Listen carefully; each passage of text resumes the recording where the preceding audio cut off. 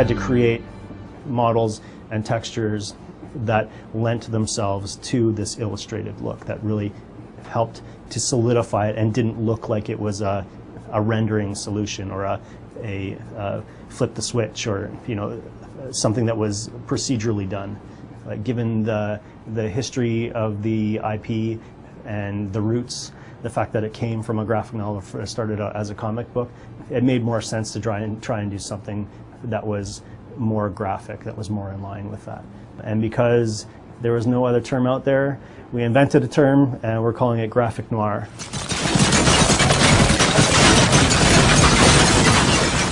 Of course, we looked at Marc Silvestri's work because of his connection to the darkness.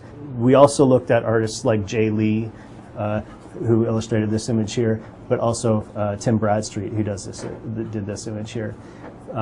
They have taken illustrative styles or illustrative techniques and done something different with them.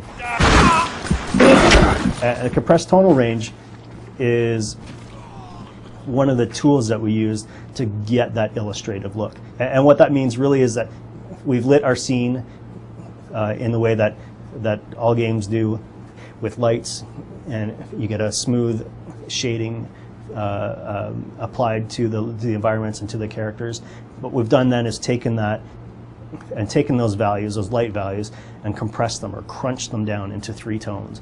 We get a shadow tone, which is what you're seeing here and in his pants, and then we get a mid-tone, which is what you're seeing next to that, and then we get a highlight tone.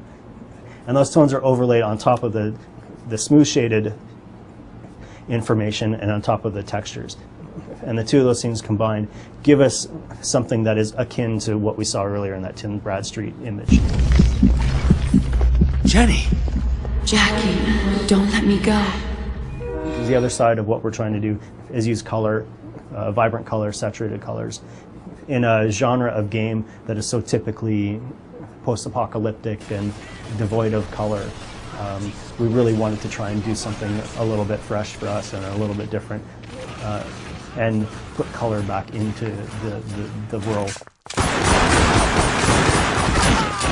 I'm using just photographic reference. The world tends to be really quite noisy and a little bit harder to read and to understand.